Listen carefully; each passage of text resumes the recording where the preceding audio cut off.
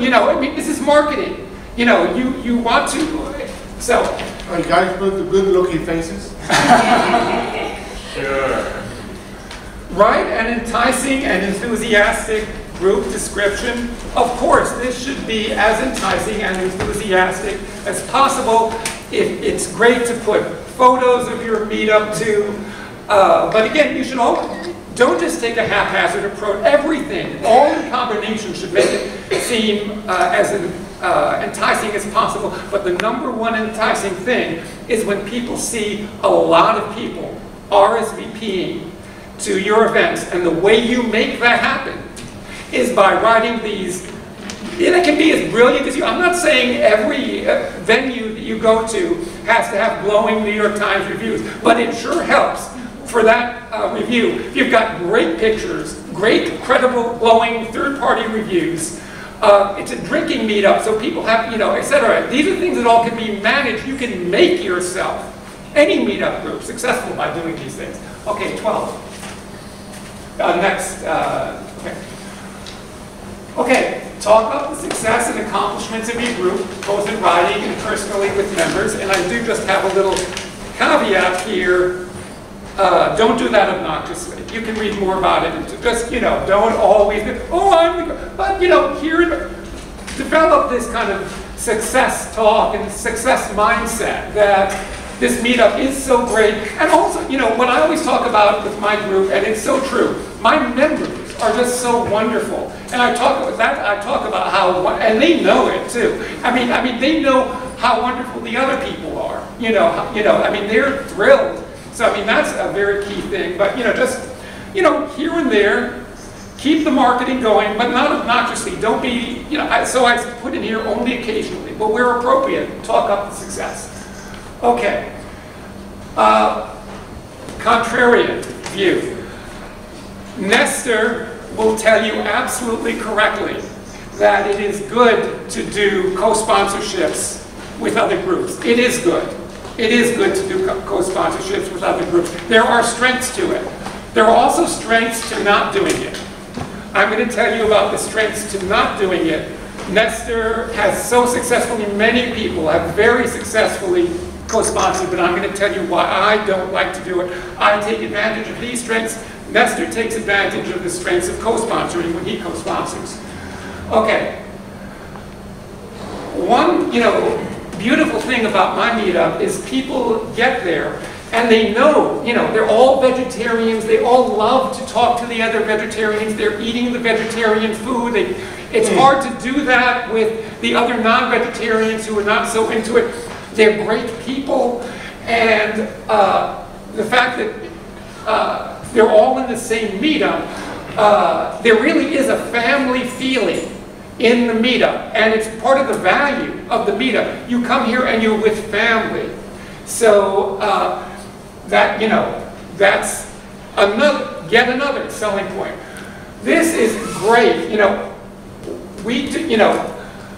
we do things other vegetarians don't do, and of course they're not doing it with our very successful group that tons of people go to.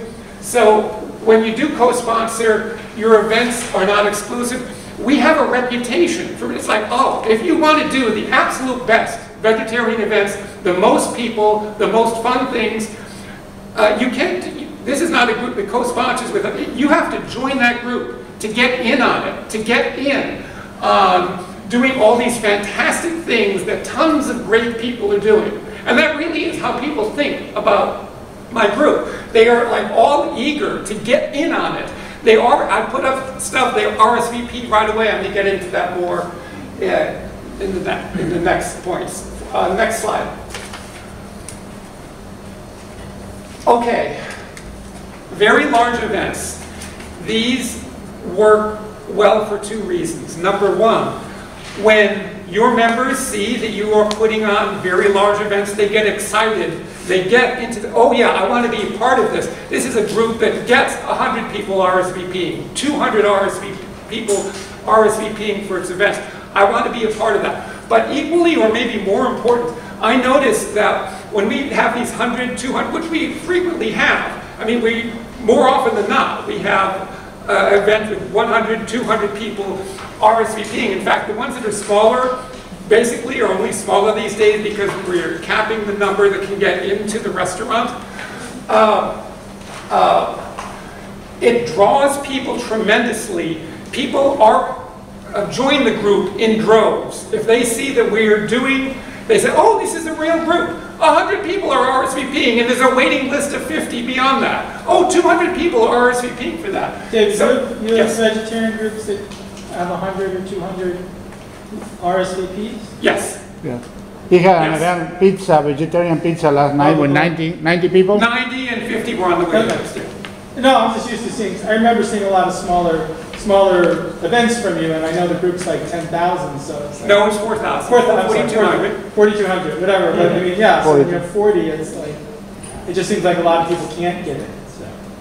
Say it again? A lot of Yeah, when we have 40, a lot of people can't get in. That's correct. And because we have to cap it depending on the size of the restaurant. There's a way that we deal with restaurant size, which I'm going to get into later, to kind of fit more people into a smaller restaurant, but that's a future point.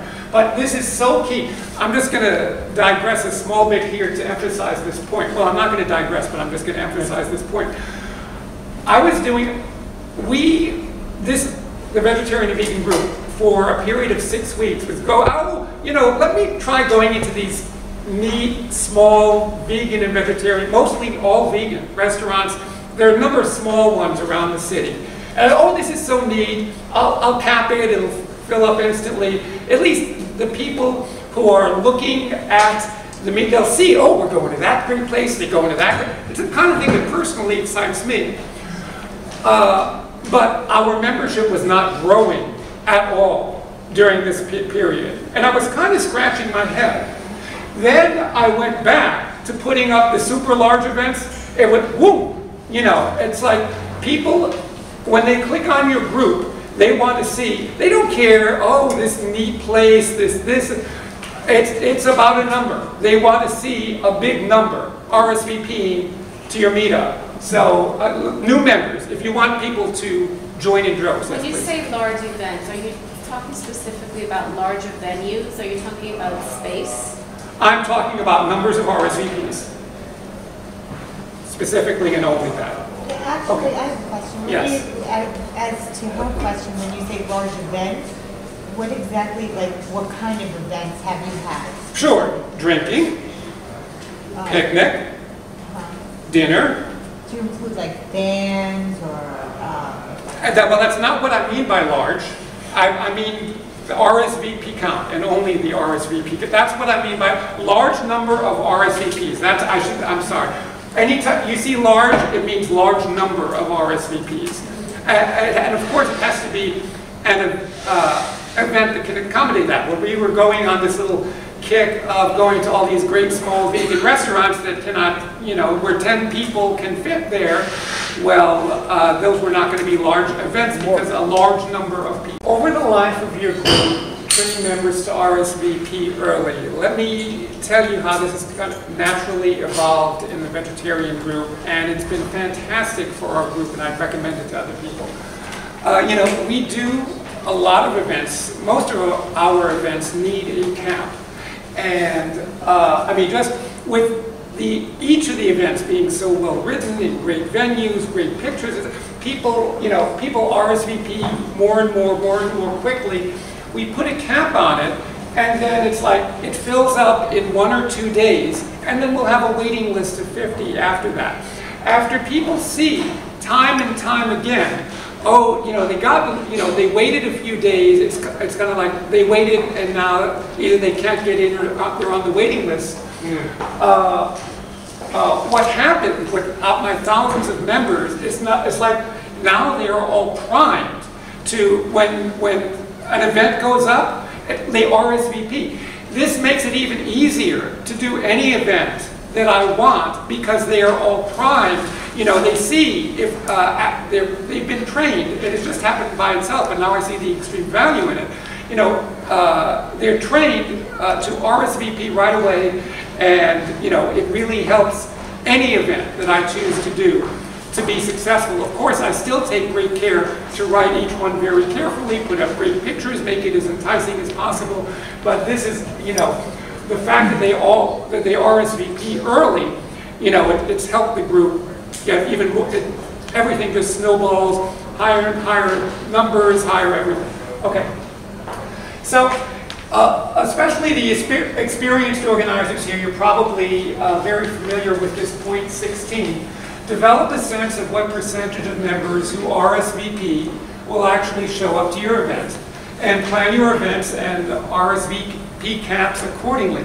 You don't want to be that one organizer who makes a restaurant reservation for 20 people, opens it up to 20 RSVPs, 10 to 12 people show up, the restaurant is mad. Let's say you even had a waiting list with people in back. Those people on the waiting list didn't go.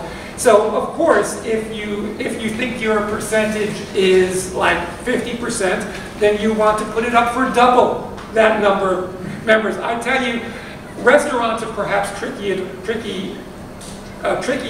most tricky in this way, because like bar, more or less people come, it's okay. But restaurants, you need an exact number of seats. Been doing tons of restaurant events. I have never gotten stuck. I'm a little more, a little less. I've often been a little more. They find a space. We work with it. The restaurant works with me, and as well, if you're a good estimator, it's worked out for me. Of course, I always overbook. I don't want to disappoint the restaurant. I don't want to disappoint my members. I want to have a full meetup. But you, of course, everything you do when you have RSVPs, you want to keep in mind your percentage and book. Now, who has questions just on this point 16? Go ahead. What has been your experience or your strategy in coaching people, members, to honor their yes RSVP?